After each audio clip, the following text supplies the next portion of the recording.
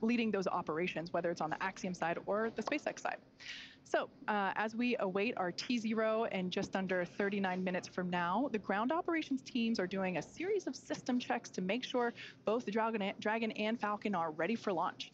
Let's take a look at what the ascent portion of today's mission will look like.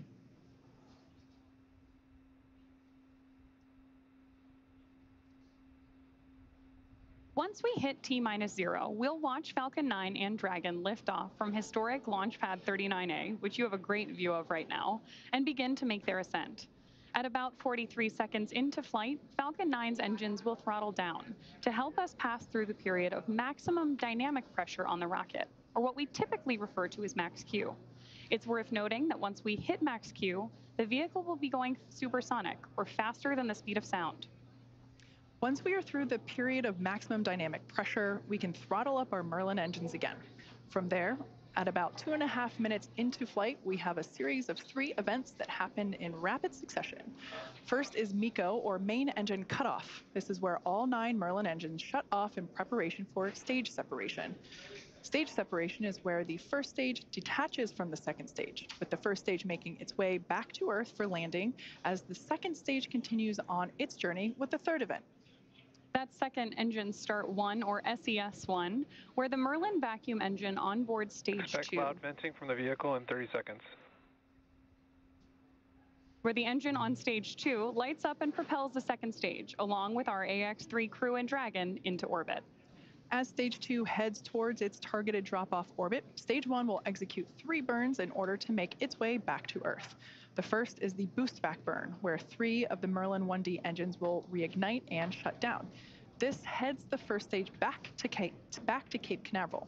The second burn, or the entry burn, helps slow the stage down in preparation. Falcon 9 tanks are venting for the start of propellant load.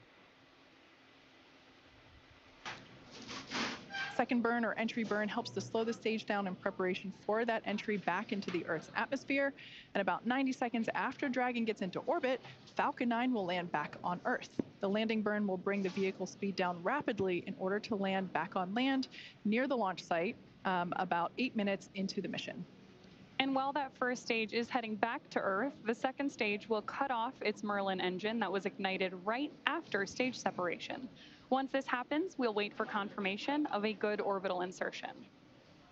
Then, Dragon will begin preparations to separate from the second stage. About 3 minutes after the second stage reaches orbit, we should have a great view of Dragon with its 4-person crew drifting away from stage 2.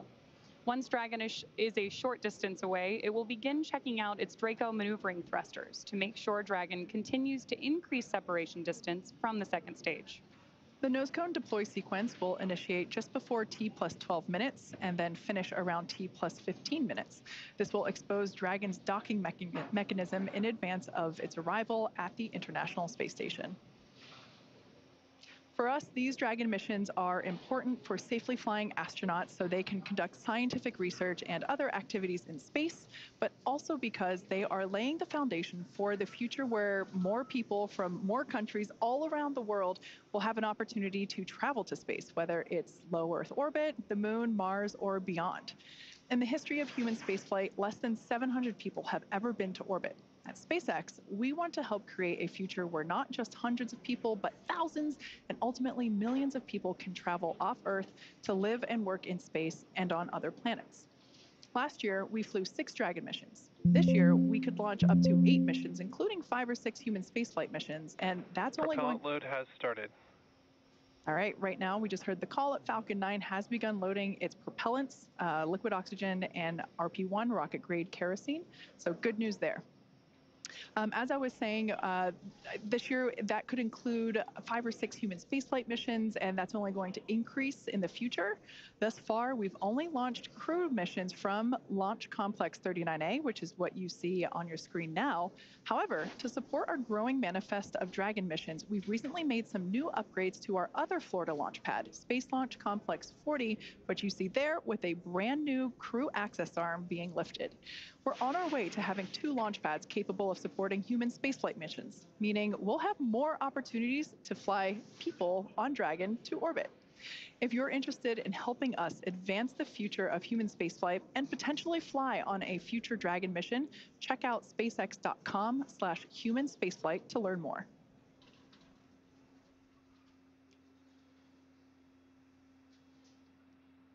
All right, so let's talk a little bit about the training that the crew has gone through in order to be ready for this mission.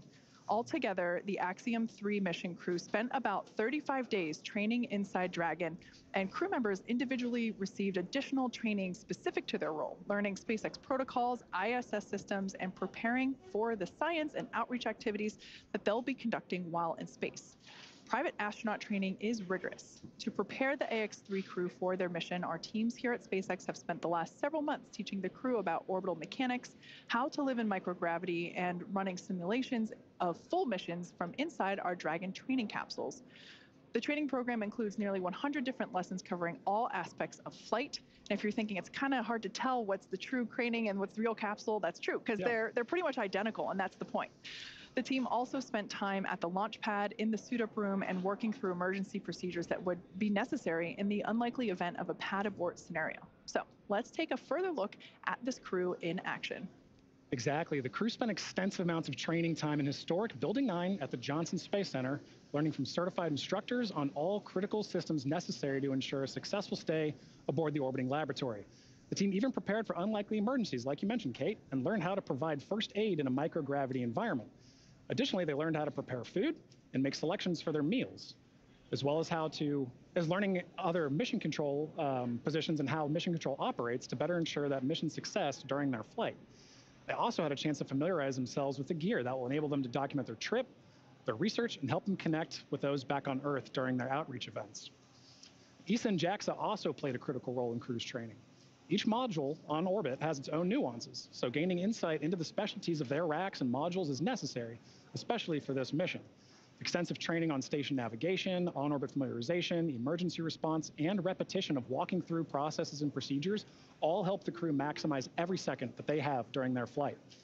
Simulating science research, operations, and even discussing how to sleep in space are all necessary lessons on the path to mission readiness. Now, the National Outdoor Leadership School, or NOLS, provides very unique Earth-based experience for many astronauts before they fly. This is really a bonding experience for the crew. It can't be overstated how much teamwork factors into every aspect of their flight together, and this training in particular aims to thoroughly establish that. They also focus on survival skills, resilience, leadership, equally as important as followership, and overall teamwork to ensure they really are more than just passengers on the same rocket. The camping and outdoor adventure provides a solid foundation for the team to build on throughout their training. NOLS was definitely a highlight of this crew's preparation and training, and you can hear it in their voices and see it on their faces when they talk about their bond with each other.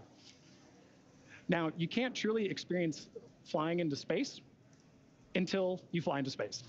But some really unique tools have been developed to provide the closest experience possible. An altitude chamber can challenge the body with oxygen deprivation in a controlled and safe manner, while Stage 1 cryo-helium load has started. While human-sized centrifuges send the crew members for a spin to simulate the G-forces that they'll experience on launch and re-entry. It can be a bit nauseating, but it does help the crew know exactly what to expect on launch day. Now, at the end of it all, a mission patch is celebrated, and it is hung in a tradition since the earliest days of spaceflight. So fittingly, as AX-3 heads to the International Space Station, the crew had the chance to be present for the patch hanging ceremony of their mission patch in Building 9 on that module in Johnson Space Center. Spaceflight is a serious business, but moments of levity and celebration like this help everyone pause and reflect on the incredible accomplishments being achieved every day. No matter how many patches join a canvas like this one, each one is incredibly special because of the people who make it possible. The crew and those here on Earth supporting each mission. So now for more on each crew member's portfolio, we're going to send you out to the Kennedy Space Center with Sonia Gavankar-McKay, the Axiom Space Director of Digital Strategy, who is joined by Axiom's Chief Scientist, Dr. Lucy Lowe. Building on the success from AX1 and 2, now 3 has over 30 experiments, and some of them returning customers. Lucy, good to have you back. This is one of my favorite parts of the pre-launch broadcast because we get to talk about all the science that's happening. There's so much happening. It's over 350 hours of research, which is great. But do we think like this is going to help us here on Earth? Does it really? Absolutely. So everything the crew is doing, it has huge benefits, not only for spaceflight and advancing exploration goals for humanity, but a lot of the research they're doing is really based on benefiting humans down here on Earth, whether it's healthcare, medicine, different kinds of technology applications. Everything they're doing has really tangible benefits to science and technology back down here on Earth. If you had to summarize each of the country's portfolios, how would you do that? Italy, give me some words. They are doing some fantastic technical applications for the Italian Air Force, and they are doing some really advanced biomedical research as well with some of their companies that they're working with. Excellent. Turkey, it's all about bringing all of Turkey together. Exactly. Turkey has a truly national portfolio. They have everyone across the country getting involved, from researchers at universities all the way down to school children. ESA and Sweden, what's their portfolio looking like? ESA has a very strong focus on research for advancing technology for exploration. So they have lots and lots of really cool technology demonstrations that are going to help human exploration in space in future. And tech demos as well. Do you as chief scientist, is that tech demos a different thing, or is it then research, or all part of the same wonderful pot? They're very much part of the same pot. So all the technology demonstrations that take place are built on a lot of research, and they often feed into future research that will take place to keep crew safe or to benefit human health here on Earth. Okay, so let's dig in a little bit deeper, starting with Italy. They have the ISOC services for the ISS. Tell me a little bit more. Yes, so this is a project from the Italian Air Force, which is the Italian Space Operations Center, where they've developed some software that's actually going to be analyzing debris in space. Which is a huge problem. It's a huge problem. We need to know where stuff is going and stuff is flying so that we can make sure that the space station is out of the way of those kinds of impacts. So that software is also going to be doing some space weather forecasting to help keep crew safe in future. Space weather forecasting? Yes, looking at different kinds of space weather from solar flares, for example, that can actually release damaging radiation that can not only damage human cells, but can also damage the electronics in a spacecraft. So you want to avoid that when you can. Makes sense. Beta amyloids aggregation updated. Yes. This is about Alzheimer's research. Exactly. So beta amyloid is a protein that aggregates together. It forms clumps, it forms amyloid plaques that are found in the brains of humans with Alzheimer's. If we can understand how those aggregates form better, which we can use microgravity to really investigate that, then we can gain insights into Alzheimer's disease and how this terrible neurodegenerative disease can form, or potentially how we could even treat it. And you talked about that weather forecasting, which is part of radiation. That's a big part. So briefly tell me about the Italian portfolio with radiation research. Exactly. So they have got some light ion detector hardware that they have built that is going to be analyzing the real-time radiation risk from this kind of space weather. And we also have some companies that have got some advanced materials that they've developed that is designed to shield from some of this radiation in future. Okay, let's talk about the country of Turkey's research portfolio, the Turkish Space Agency, otherwise known as TUA. They have 70 types of diseases that they're going to be researching with AI technology? Yes, so they have a really cool project called Vocal Cord, which has developed, it's an easy-to-use telemedicine application where the crew actually cough or speak or make vocal noises into an iPad for recordings, and the AI software is then actually able to analyze that and can be used to detect or diagnose infectious diseases, potentially even cardiovascular diseases in future. Wow. Very cool. Partnerships are a big deal with Axiom Space. All of these countries are partners with us, and Turkey is working with JAXA on one of their research projects. Tell me about that one. Exactly. So they're working on a very cool project using the JAXA's electromagnetic levitating facility, where they are melting and then re-solidifying some metal alloys in a way that the metal alloy floats in space. Wow. So which helps us understand more about the molecular structure of these alloys and helps us understand more about materials research that we can then take that knowledge and apply that to industry back down here on Earth. And ESA in Sweden, looking way into the future. Their research is focused on humans in long-term space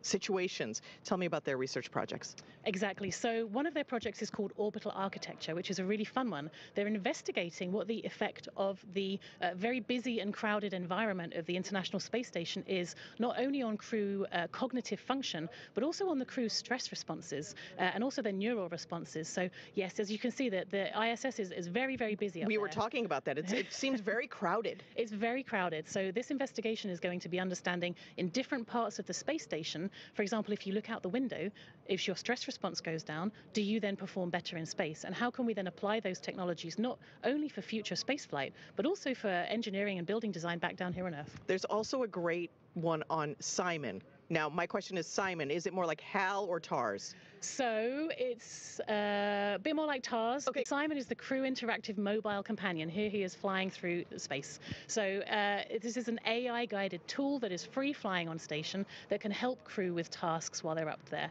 So it's actually going to be helping Marcus do a physical sciences investigation for ESA while he's up on station. Awesome. Thank you so much, Lucy. And I look forward to hearing about the post-experience and post-mission research findings. Thank you so much. Always fascinating. Back to you all at Hawthorne. John, how's it going out there?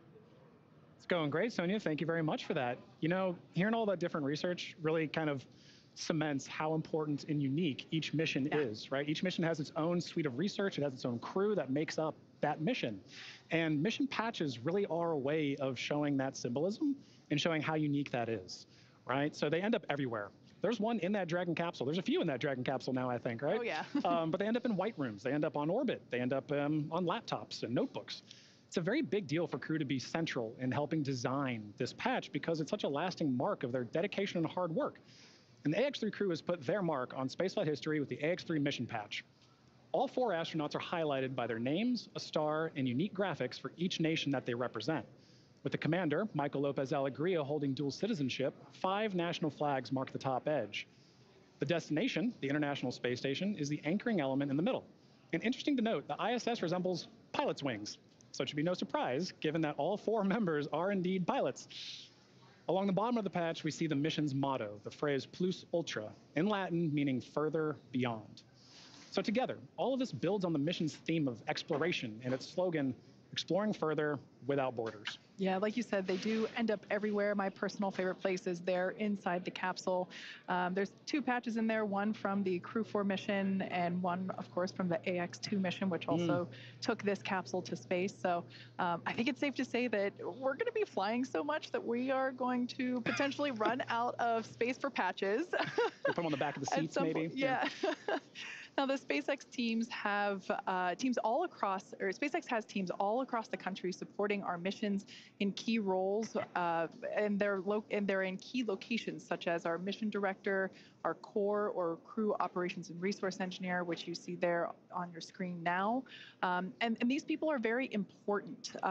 We keep talking about the countdown, and this launch countdown is the framework that syncs all of these teams up together. It's incredibly important. Yeah, you're absolutely right. We've heard a lot of that today, right? As we're talking, we're hearing these loops or nets, right, of all these flight controllers talking. That's because communication is key. The entire mission, from launch, on orbit, all the way back down to splashdown, is a tightly choreographed dance between all of those parties, and that's where communication comes in. For sure. It's precise communication specifically is paramount throughout the mission in order to be successful, not just for today and on the way to the station, but continually for the next 2 weeks, all the way through splashdown. Like I mentioned before, we have another team supporting the capsule that's on station for Crew 7. So yeah, it's all the way through until the mission is complete. Exactly, and highlighting that communication, you see those 2 teams just on your screen there. Those are 2 of the many that work together. So to help facilitate that comm, Axiom Space is connected with that entire network of participants through MCCA in Houston, our mission control center at Axiom headquarters.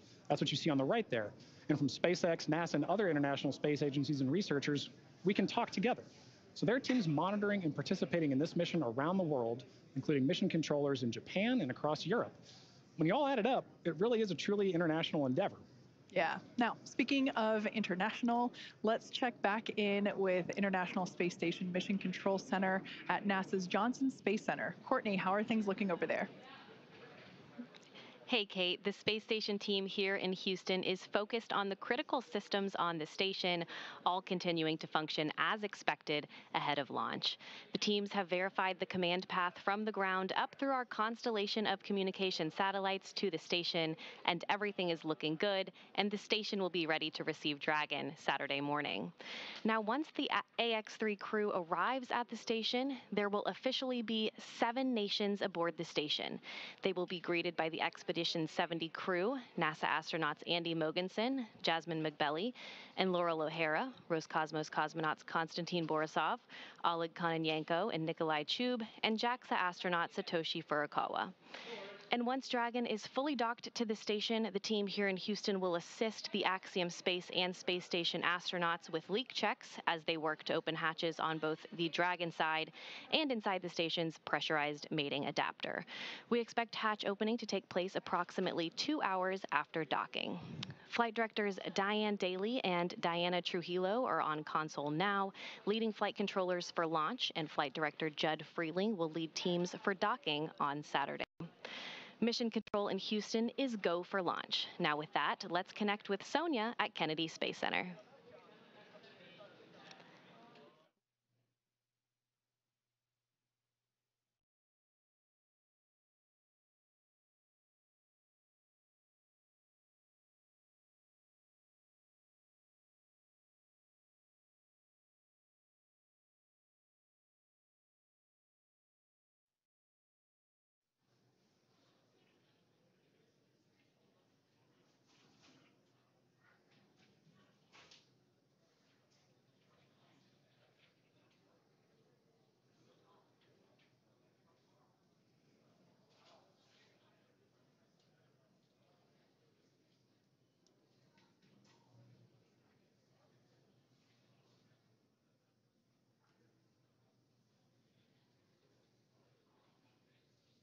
All right, for those of you that have recently tuned in, we are now within 20 minutes until the launch of AX-3 to the International Space Station. Officially, T-minus 18 minutes on the dot.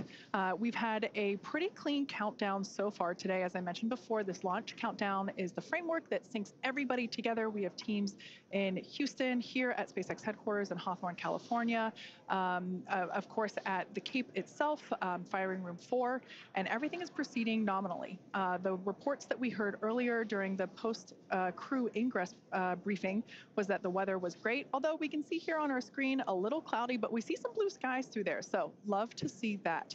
We also heard that the team was working no major issues. Both Falcon and Dragon remained healthy. At T-minus, I believe it was 35 minutes. Yeah, T-minus 35 minutes, we began prop load or propellant loading. We now see some of these white clouds billowing from the vehicle. This is totally normal during this propellant load phase. We are currently loading our super chilled, also known as densified liquid oxygen onto the vehicle, as well as rocket-grade kerosene, or RP1. We will continue to see these clouds kind of forming, and we'll get even more of them right after those closeout lines complete at T-minus 3 and 2 minutes, when both the first and second stages complete all of its propellant loading. Like I said, everything continues to look great. The crew is currently strapped into their seats. There's a 5-point safety harness. You can think of it like a seatbelt, but it's a little bit more advanced than that. Actually, we see a live view of the crew there waiting so patiently as we are getting... All right, so there we heard that call out that stage 2 LOX load has initiated. That is that super chilled liquid oxygen being loaded onto the Falcon 9 second stage, which of course is the part of the rocket just below that black and white trunk section that we see there on screen. So the crew, at this particular view, the person on the far left is Marcus Want, one of our mission specialists. To his right is pilot Walter Vilade. To his right is Commander Michael Lopez Alegria, or MLA, and on the very far right, mission specialist Alper Gezeravcı'nın. Fun fact for today's flight, it is the first time that we have a repeat flyer on Dragon. That's Commander MLA. He flew on the Axiom 1 mission, and it's so exciting to see him flying once again in Dragon today. He's pretty much an expert at this point. Yeah. All right, well, thank you for that update, Kate. And now for an update from Sonia Gavankar at Kennedy Space Center with Deputy Administrator Bill Nelson. Thanks so much, John. I'm now joined by NASA Administrator Bill Nelson. Thank you so much for joining us. We're so very close. NASA has so many decades worth of great relationships in the private sector with the commercial sector. Is this a winning strategy for the future? I know NASA is looking now further than LEO into going to the moon and even further. What does this look like going further, and what are we building on? It's the new era of the golden age of space adventurism. We go back to the moon, for example, not only with our commercial partners, and you know, the 2 landers will be built by commercial companies, but we also go back to the moon with our international partners.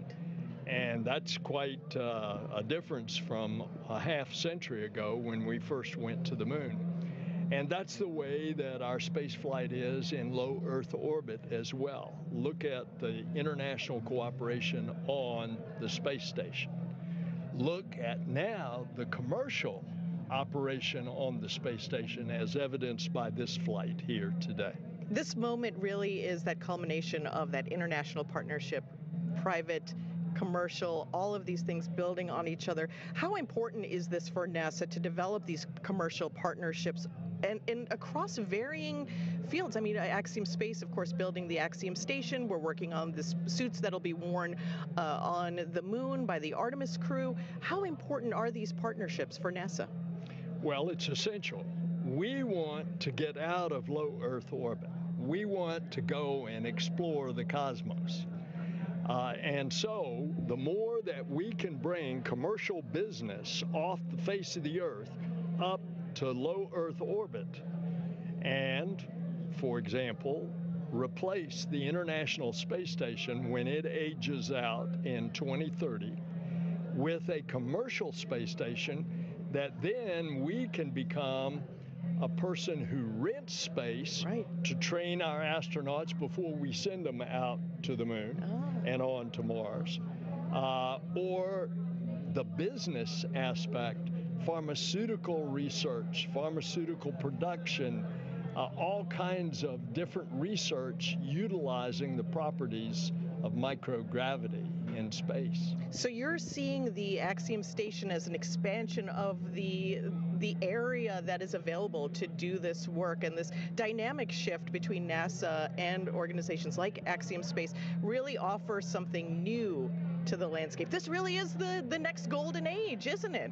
Well, and Axiom is one of several that are now with incentive money from NASA building their concepts of a space station for low Earth orbit.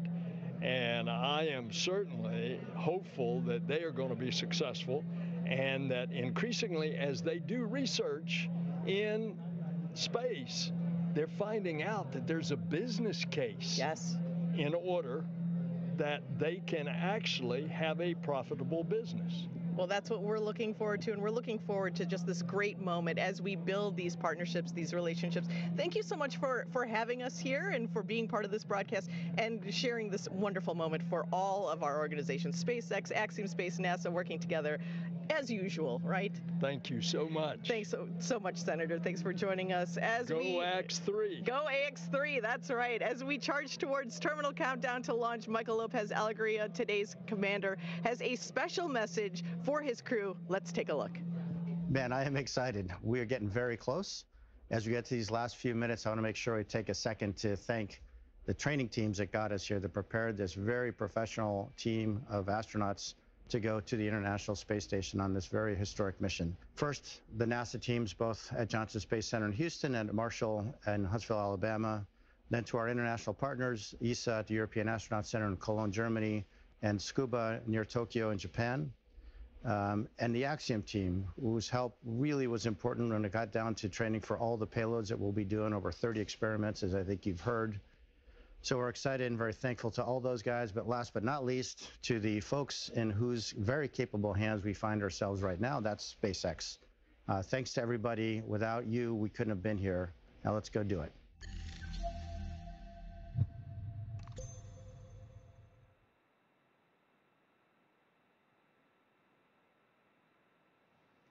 Great view of our AX3 crew there, strapped in and ready for liftoff just over 10 minutes from now. Dragon SpaceX, confirm crew displays are configured for launch.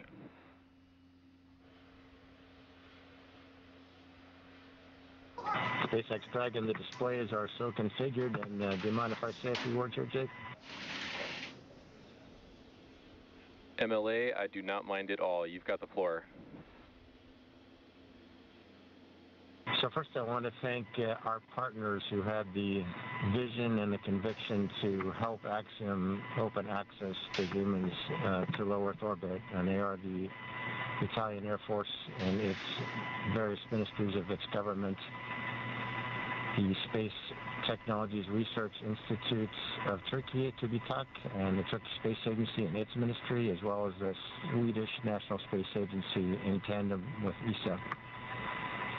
And I also want to thank the team. If you're listening to this through an earpiece sitting in Hangar X and Launch Control or in Hawthorne and Mission Control, you're on the team. And the same is true of people who'll be sitting at those consoles and consoles just like them, and Mission Control in Houston and the Payload Operations and Integration Center in Huntsville. Same is true for all the trainers that helped us get where we are today with the crew ready to launch. And of course the engineers, technicians, managers, and executives who over decades designed, assembled, and are now operating the most complex vehicle in the world that we have the privilege to go visit. Same is true for the visionaries who conceived and developed this amazing rocket that we're sitting on and the beautiful and capable capsule that we're sitting in. And if you're in the Rescue Ops Center, you guys are on the team. And of course, so are our friends and families who have given us their love and support from the very first step of this journey. And last but not least, the team at Axiom Space, the people who have poured their blood, sweat, and tears into this. So the four of us that are lucky enough to man the good ship Freedom at this point are humbled to be on the team. We're grateful to our teammates, and we are go for launch. Plus ultra. Copy all, Mike. As we just ticked through T-minus 8 minutes, I'll let you know you've got a whole bunch of people rooting for you here and indeed all over the world. Godspeed, Axiom 3.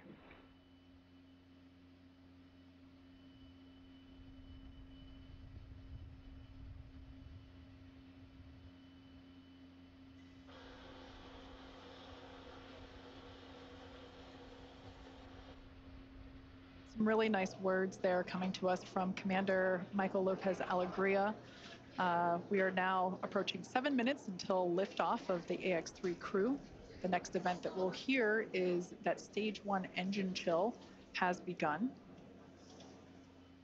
Engine chill has started. And just on time, that call out tells us that we are now flowing a little bit of the super chilled liquid oxygen through the engines, through those turbo pumps to help bring the temperature down of that hardware. This helps us to reduce any chance of thermal shock whenever the full flow of that super chilled liquid oxygen flows into the engines.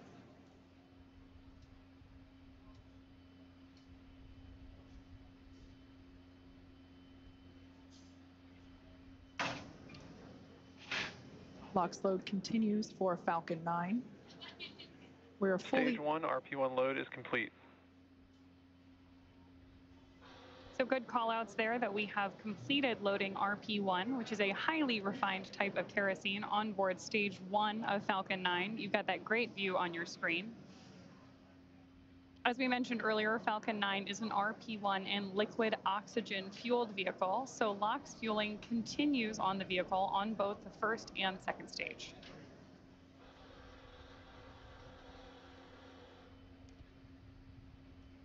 Blue skies there at the launch site. We're launching out of pad 39A at Kennedy Space Center. We are 60% go for those weather conditions, which we're always keeping an eye on around the Florida airspace. Next event that we have coming up is the terminal count for Dragon.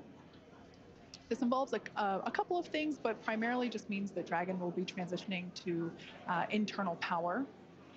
Great view there of the Dragon capsule, as well as the Dragon trunk, which is the unpressurized section just below the pressurized section, which of course is where we have the crew sitting. Propellant remains underway. We are completely loaded with all of our RP1, that rocket grade kerosene. We're still underway. Falcon 9 tanks are pressing for strong back retract. Dragon is in configure for terminal count. So like Kate mentioned, we are heading into terminal count, and Falcon 9 is ready for that configuration. We also just heard the call out that the Falcon 9 tanks are pressurized for strong back retraction. The strong back is that white structure you see to the right of the vehicle right now. That's used not only to connect the vehicle's umbilicals, but also as a structural support system. The strong back is retracting? Up until it begins to retract, which we just heard the call out for here. That's the mechanism we use both to move the rocket out to the launch side and pull it into its vertical orientation ahead of launch. We'll keep an eye on it as it retracts slightly here on your screen. We'll be able to see those clamp arms begin to open. And there they are now. And then that strong back will retract a couple degrees away. It will retract even further upon ignition of the engines to clear the way for Falcon 9's ascent.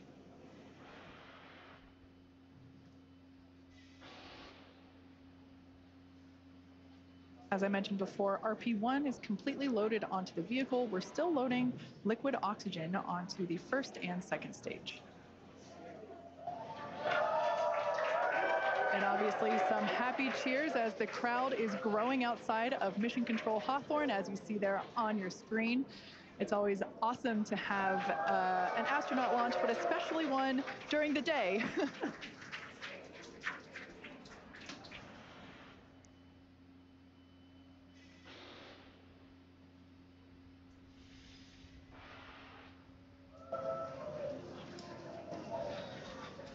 Stage 1 LOX load is complete. With that confirmation, we know that stage 1 is fully loaded. Team is thrilled to hear that news behind me.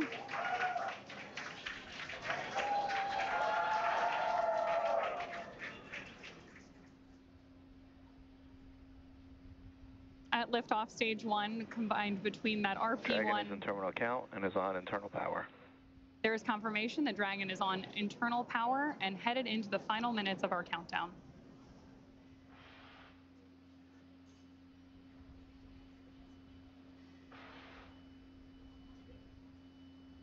As I was saying earlier, at liftoff, Falcon 9 will be burning nearly 700 gallons of fuel per second. Great views there, too, of our crew inside Dragon, awaiting liftoff just over 2 minutes from now.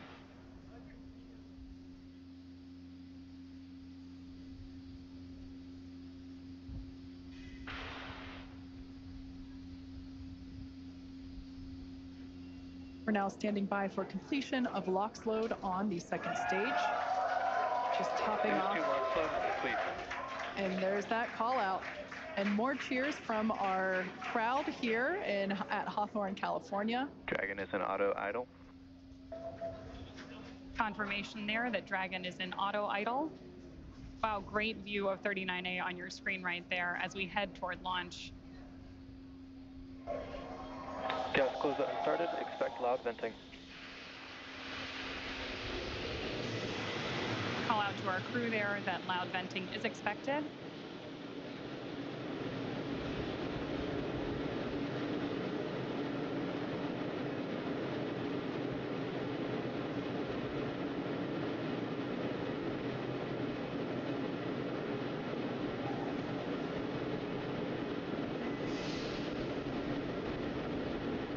Falcon 9 is in startup. There's that Dragon is in countdown. Confirmation that Falcon 9 is in startup and Dragon is in countdown, which means that the vehicles are now controlling the final seconds as we lead up to liftoff. Dragon, SpaceX, go for launch. And there's confirmation from our flight director. Go for launch. We are go for launch. T-minus 30 seconds.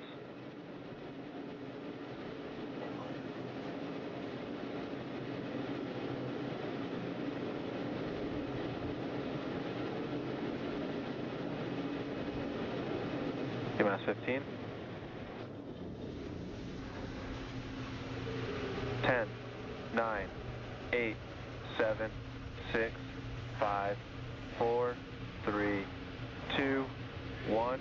Ignition, engine full power, and liftoff. Go Axiom Cruise.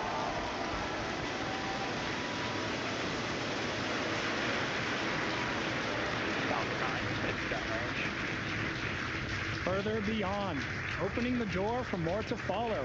Godspeed, AX3. Stage 1 propulsion is nominal.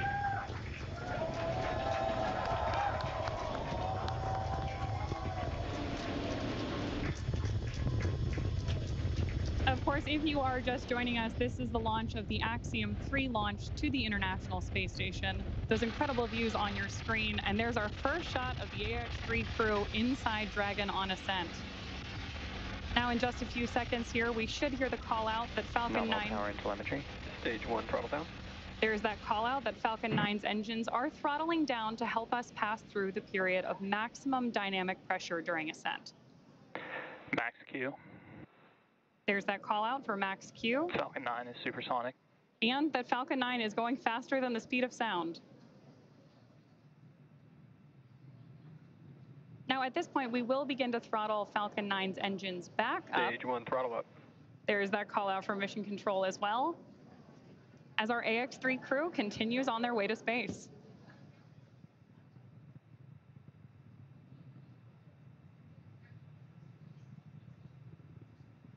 We're now T+1 minute and 32 seconds into flight. The next event we have is MVAC chill, similar to what... MVAC chill underway. There's that call telling us that, again, we're flowing a little bit of that super chilled liquid oxygen. Stage 1 Bravo. Copy 1 Bravo. That call there was one of the abort mode callouts that the crew is calling out as they are making their ascent on Falcon 9. Now, we're less than 30 seconds or a few seconds away from 4 events that will happen in rapid succession. Main engine cutoff, or MECO, as it's there on the bottom of your screen, stage separation, ignition of the first stage engine, and the first stage's boost back burn.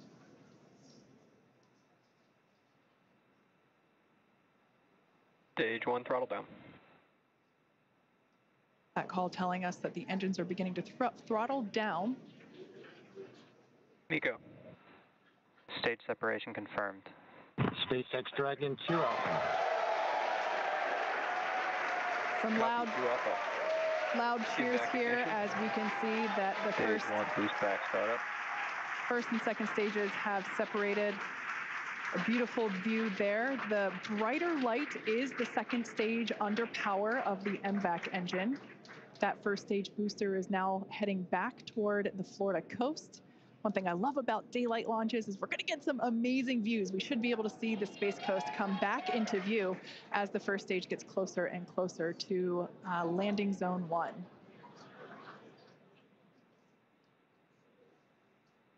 Note that that first stage is actually still coasting to its apogee. So it's about, as you can see there on your screen, 114, 115 kilometers above the Earth's surface. And it's going to keep coasting for a little bit. Beautiful view there on the right-hand side of your screen of that MVAC engine. Boost back shut down. All right, that boost back burn has concluded on the first stage. Everything looks nominal with the second stage trajectory. Everything also looking good. Dragon, SpaceX, trajectory nominal. Everything looking good on the first stage as well as we see those grid fins begin to deploy. SpaceX Dragon loud and clear. Now, the next 2 major events we're tracking for the first stage, which right now is on the left-hand side of your screen, is going to be the entry burn at about T+6.5 minutes, where we'll light 3 of Falcon 9's first stage engines, followed shortly thereafter by the landing burn at T+7 minutes and 32 seconds, which will be a single engine burn to bring us back to landing zone 1 at Kennedy Space Center. Great view there of our crew on board. And you can, of course, always keep an eye on their telemetry down in the bottom corner of your screen.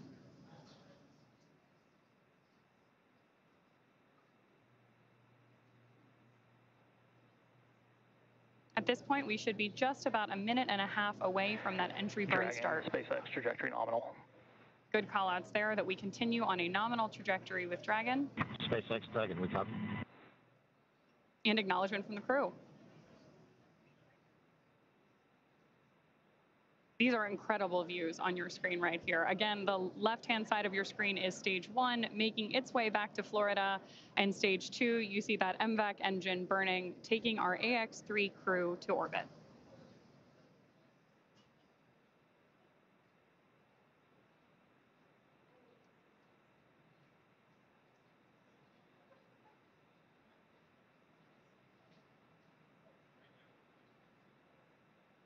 That entry burn we're waiting on here is going to be a relatively quick burn, and what we're doing with our first stage is effectively scrubbing off some of that velocity as we come in for landing.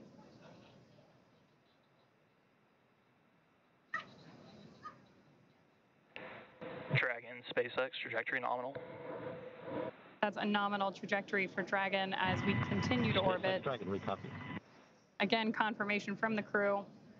And we are expecting about 2.5 more minutes from that second engine burn.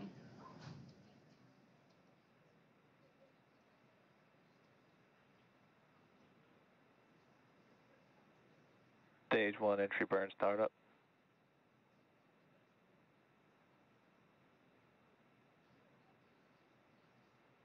Stage 1 entry burn shutdown.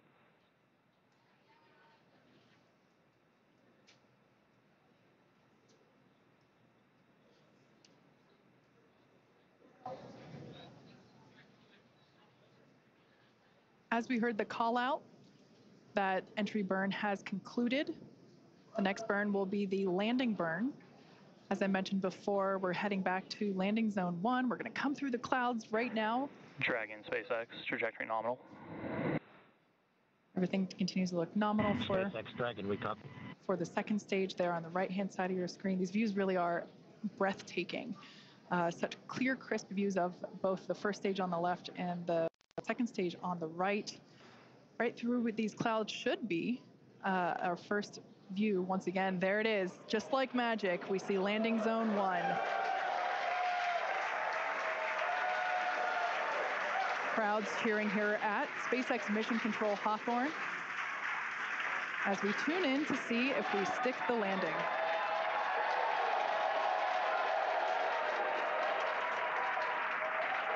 And if you couldn't tell by the loud cheers, we did Stage 2 FTS has saved. We did stick that landing. Falcon 9 has landed once again. But turning our attention back to the crew, as you see there, our next event is second engine cutoff, or SECO, as it's referred to there at the bottom of your screen. Second stage will coast for a few minutes until Dragon is commanded to separate. A lot of just the energy here at SpaceX Mission Control is buzzing. You can hear commentary behind us. Right now, the crew is experiencing about 3 Gs, so pretty much a roller coaster for those thrill seekers out there. Stage 2 is in terminal guidance. And we are about 20 seconds away from that second engine cutoff.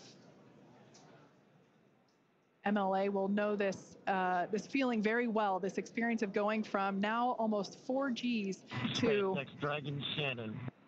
To Copy, Shannon. As another abort mode there being called out.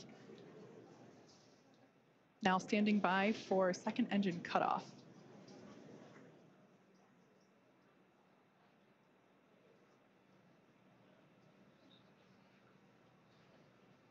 INVEC shutdown.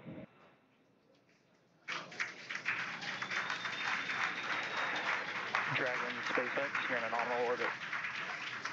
There we heard those call outs of second engine shutdown and nominal orbital insertion. Launch escape system disarmed.